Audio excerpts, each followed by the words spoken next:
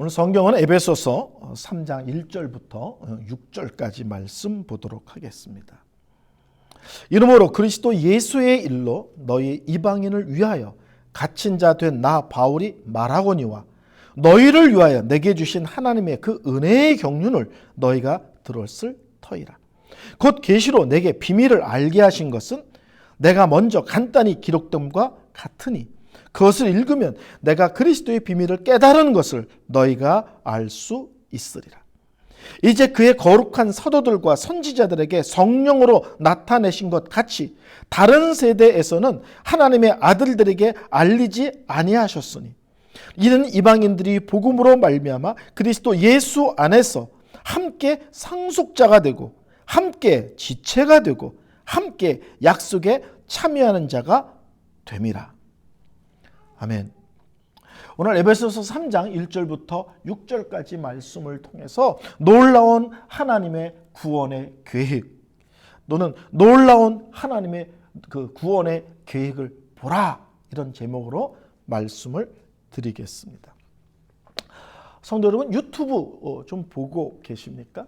유튜브를 보면 이런 것이 있습니다. 망작 영화제라는 것이 있습니다. 들어보셨어요? 망작 영화제. 그 해에 그 망작 영화제에서는 뭘 발표하냐면 그 해에 연기를 가장 못한 배우를 발표합니다. 그리고 올해 만든 영화 중에서 가장 최악의 영화를 또 발표합니다. 그리고 영화를 찍은 감독인데 찍는 영화마다 망하는 감독이 누군지를 또 발표합니다. 이게 망작 영화제라는 것이 있습니다. 최고의 배우를 주인공으로 써도 어느 때는 그 시대에 최고의 감독이 영화를 만들었는데도 불구하고 실패하는 경우들이 의외로 많이 있습니다. 오늘 우리가 본문을 읽었는데 이 본문을 구원이라는 영화라는 관점에서 보시면 참 재밌을 거라는 생각이 듭니다. 오늘 본문을 영화라는, 근데 어떤 영화냐? 구원이라는 주제의 영화라는 관점에서 본문을 좀 이렇게 봐보세요. 제작자 겸 감독은 누구십니까? 당연히 우리 하나님이시죠. 이 작품을 계획한 것도 직접 연출하고 감독한 것도 하나님이시죠. 작품 준비는 얼마나 하셨습니까? 이렇게 물어봤더니 창세 전부터 오랜 세월 동안 꼼꼼하고 치밀하게 준비를 하셨대요. 이 구원이란 영화의 제작비는 얼마 들었습니까? 그랬더니 예수의 피라는 엄청난 값을 지불했대요. 더 놀라운 것은 그 누구도 눈치채지 못하도록 철저히 비밀 작업을 했는데 마귀는 이 하나님의 놀라운 구원의 계획을 눈치도 챌 수 없었다는 거예요. 얼마나 비밀리에 그리고 치밀하게 준비하셨는지. 더 놀라운 것은 어마어마한 출연진과 엑스트라들이 있다는 거예요. 아담부터 시작해서 구약의 많은 믿음의 사람들과 그 사람들의 삶과 얽힌 많은 엑스트라들, 감히 숫자를 헤아릴 수 없는 어마어마한 배우들과 엑스트라들이 그 영화에 참여했다는 거예요. 그리고 이 영화가 완성되었을 때 이 영화를 광고하는데 이렇게 광고하지 않았을까요? 스릴과 서스펜스가 넘치는, 그러나 눈물 없이는 볼 수 없는 감동적인 영화, 기대하시라. 개봉 박박두. 그 다음에 텔레비전 같은 데는 글씨가 팍팍팍 뜨죠. 이방인 드디어 교회에 오다. 이방인 드디어 교회의 지체가 되다. 이방인 드디어 하나님의 약속에 참여하게 되다. 이방인 드디어 하나님의 상속자가 되다. 구원의 비밀 드디어 드러나다. 이렇게 광고하지 않았을까요? 오늘 본문은 실제로는 구원이라는 것들을 하나님이 얼마나 치밀하고 놀랍게 세운 계획 속에 이루어졌는지를 세 가지 관점에서 설명합니다. 첫 번째, 하나님의 놀라운 구원의 계획은 뭐냐면 하나님이 이스라엘을 택하셨는데 알고 봤더니 이스라엘만 택하시고 이스라엘만 사랑하시고 이스라엘만 특별하게 대우하신 것이 아니라 이스라엘을 먼저 택하신 것도 이스라엘을 먼저 사랑하신 것도 전부 다 우리를 구원하기 위한 하나님의 계획의 한 부분이었다 이거예요.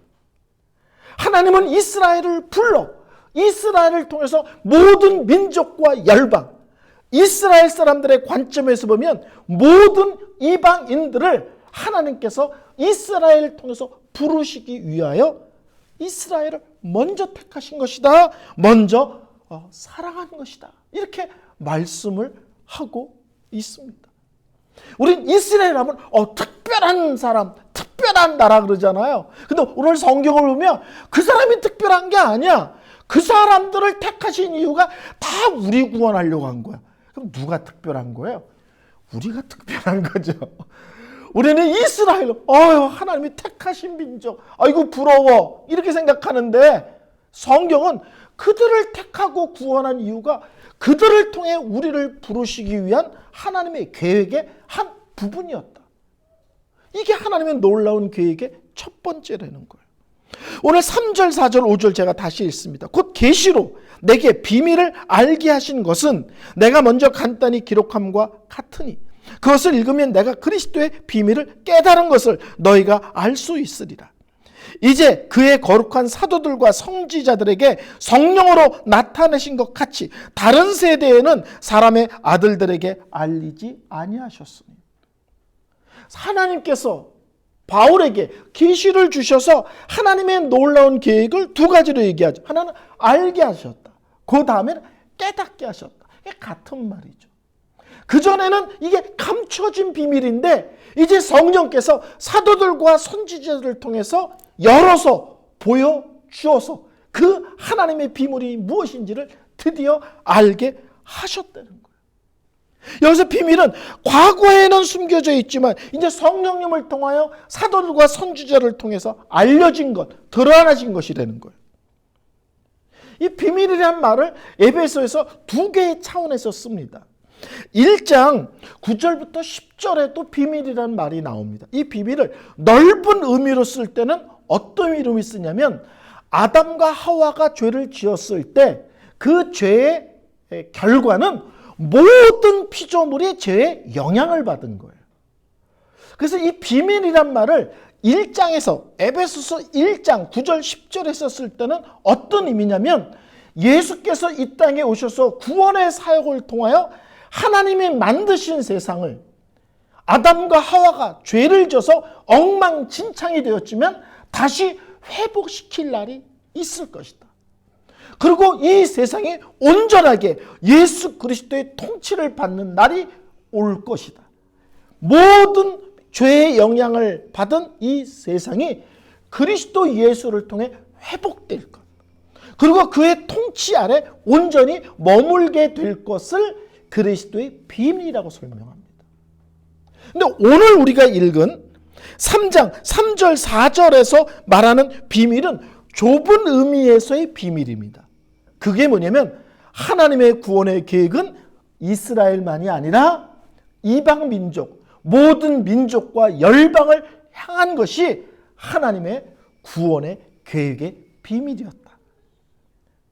얼뜻 성경을 읽으면 하나님은 이스라엘만 사랑해, 하나님은 이스라엘을 편애해 라고 생각할지 모르지만 아니다. 하나님은 순서대로 일하신 것이다. 이스라엘을 먼저, 다른 민족과 열방을 그 다음, 그리고 그 순서 속에 이스라엘은 다른 민족과 열방을 하나님께 부르는 민족으로 사명을 받고 택해진 것인데 문제는 이스라엘이 이것을 착각하고 오해한 거다. 나만 사랑한다. 우리만 택한 백성이라고 이스라엘이 착각한 거지 하나님의 계획은 그게 아니라 이스라엘을 통해서 민족과 열방을 불러내시는 것이라는 거예요. 그래서 이 비밀이 성령 안에서 이제 사도들과 선지자들에게 알려진 바 되었고 이들은 이제 이방을 향하여 복음을 증거하고 사역하는 삶을 사는 것이 당연하고 마땅하다는 거예요. 두 번째로는 하나님의 놀라운 구원의 계획은 뭐냐면 바울을 비밀을 전하는 복음의 일꾼으로 삼으셨다는 거예요.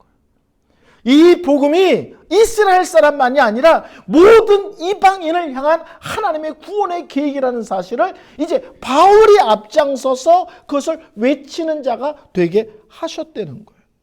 1절 2절 볼까요? 그러므로 그리스도의 예수의 일로 너희 이방을 위하여 갇힌 자 된 나 바울이 말하거니와 너희를 위하여 내게 주신 하나님의 그 은혜의 경륜을 너희가 들었을 터이라.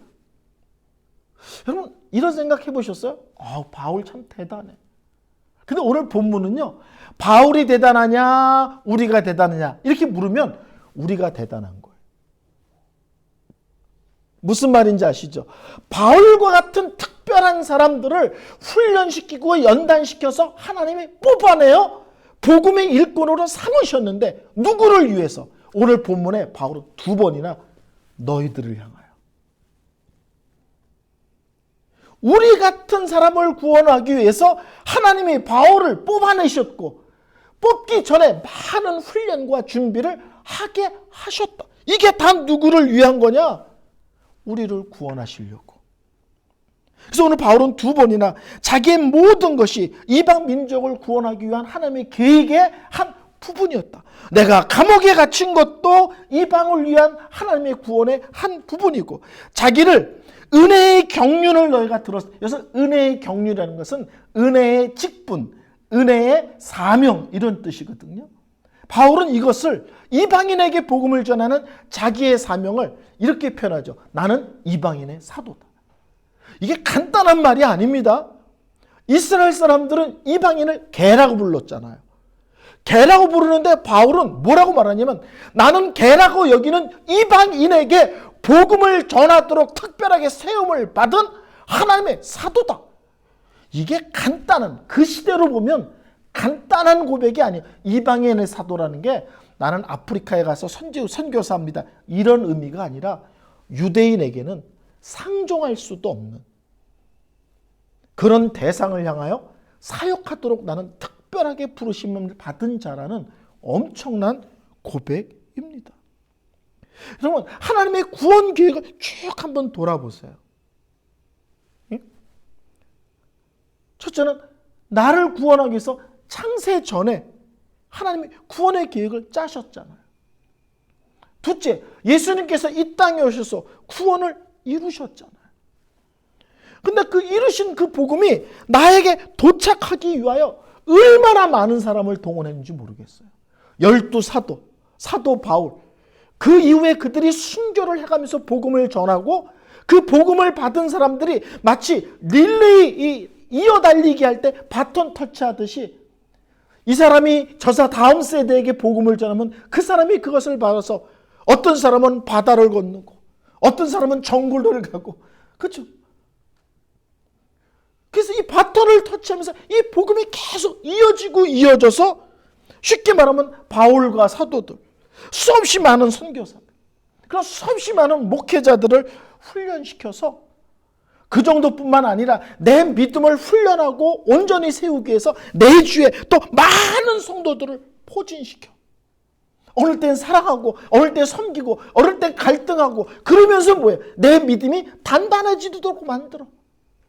사역자들만 하나님이 줄을 세워서 나에게 도착하도록 할 뿐만 아니라 내 믿음을 견고하게 하기 위해서 내 주에 많은 성도들을 포진시켜서 그들과 함께 믿음의 길을 감으로 서로 믿음이 온전해지며 견고해지도록 또 이렇게 아름다운 공동체라는 판까지 짜셨다는 거예요. 안 놀라세요? 저 이 설교 준비하다가 이런 생각했어요. 하나님이 몬트리 사랑의 교회를 얼마나 사랑하는 줄 아세요? 베를린에서 잘 먹고 잘 살고 일주일에 한 번씩 최고의 음악회를 다니고 매일 숲속과 호수를 산책하면서 하나님 너무 좋아요. 베를린 너무 좋아요. 매일 이러고 있는데 갑자기 일로 발령을 내리셨잖아요. 누구를 사랑하는 거예요? 누구를? 여러분을 사랑하는 거예요. 여러분을 사랑하셔서 여러분 공동체와 여러분의 신앙 붙들어 주라고 잘 먹고 잘 사는 사람 불러다가 일로 하나님이 발령 내리셨잖아요. 그러니까 바울이 뭐라고 그런가? 바울이 대단한 게 아니야.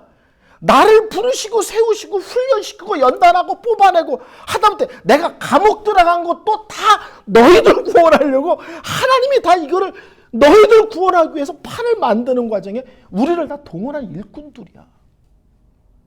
누가 더 세냐? 내가 센 게 아니라 성도 여러분, 여러분들이 센 겁니다. 제 초등학교 동창을 우연히 만났어요. 근데 그 동창이 뭐라고 얘기하냐면 자기 아버지도 목사인데 화전민 목회를 했대요. 근데 화전민은 이렇게 불을 질러서 밭을 가꾸고 거기 털을 잡고 사는 줄 알았더니 그게 아니라 거치니까 농사가 잘 안 되면 또 옮겨서 새로운 데다 불을 지르고 밭을 일구시군대요.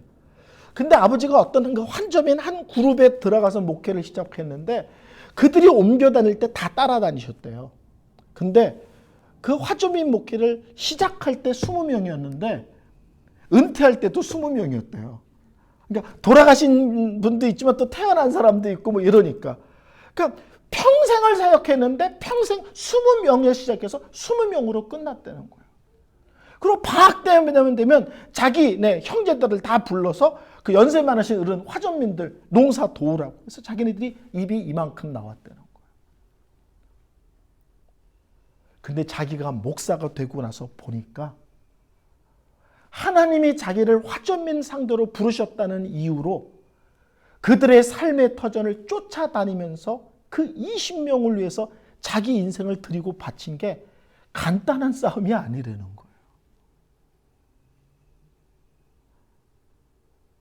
그러니까 하나님이 믿음의 사람을 구원하시기 위하여 얼마나 많은 사람들을 일으키는지를 보라는 거예요. 그러면서 바울이 대표적으로 내가 그렇다. 내가 감옥에 갇힌 것도 너희를 위하여. 은혜의 사명을 주신 것도 너희를 위하여. 특별히 나는 이방인의 사도로서 그들에게 그리스도의 풍성함을 전하는 자로 부르심을 받은 거다. 하나님이 얼마나 너희들을 사랑하는 줄 아시지? 이거예요.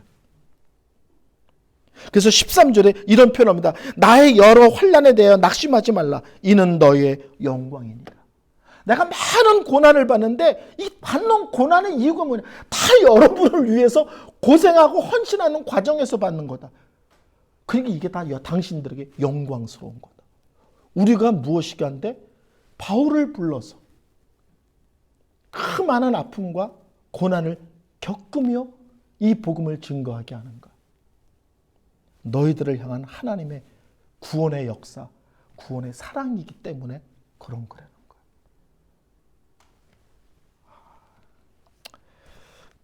세 번째, 하나님의 구원의 놀라운 계획 세 번째는 6절입니다.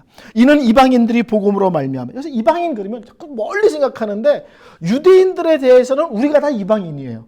이 성경을 읽던 에베소 교회 성도들이 이방인이지만 이스라엘 사람이 아닌 모든 사람이 다 이방인이죠.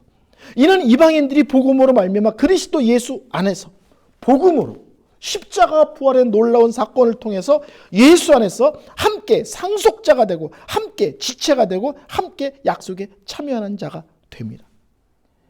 이게 이방인들은 이게 좀 약할 수 있지만 유대인들, 이스라엘 사람들에게는요 정기 축정받는 거예요.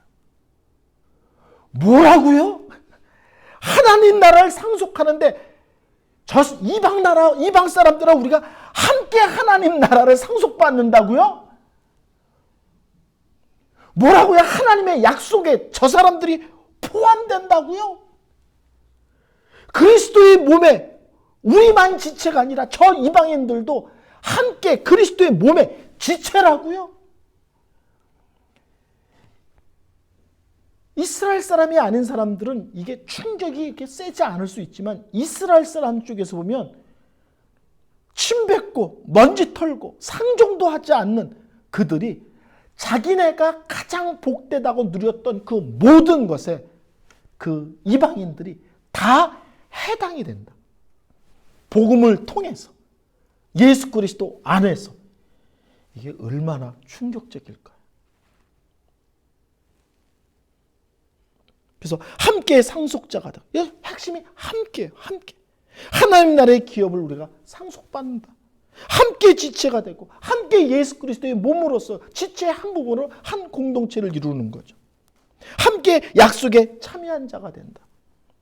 2장 12절에 이스라엘 사람들이 이방인을 향하여 여러 가지 얘기할 때 그 중에 하나가 약속의 언약들에 대하여 너희들은 외인이다. 우리는 약속을 받은 자고 너희들은 약속이 뭔지도 모르지. 근데 오늘 본문은 복음 안에서 예수 그리스도로 말미암아 그들도 하나님의 약속에, 구원의 약속에 포함된 자들이다. 하나님이 저희 큰딸이 아기를 낳는데 같은 동네 살았어요. 이모가. 그러니까 이모가 매일 놀라는 거예요. 엄마, 아빠, 이모 셋이서 일로 와 그러면 얘가요 저쪽에서 기어서 이모한테 가요. 얼마나 이모를 좋아하는지 몰라. 근데 어느 날 갑자기 이모가 왔는데 다른 아기를 안고 있는 거야. 이거 너무 놀라는 거야. 이모는 자기 거하고 이모는 자기 편이라 생각했는데 갑자기 이모가 아기를 안고 있는 거야. 이게 얼마나 충격이겠어요. 무슨 말인지 아시죠? 이스라엘 사람들은 하나님은 나만 안고 있다고 생각했는데 갑자기 이렇게 봤더니 이쪽에 하나님이 이방인도 안고 있는 거야. 이게 얼마나 충격이겠어요. 하나님은 나만 아이고 이뻐라 이뻐라 그런 줄 알았는데 갑자기 이렇게 봤더니 여기 또 하나 애가 있는데 이방인들.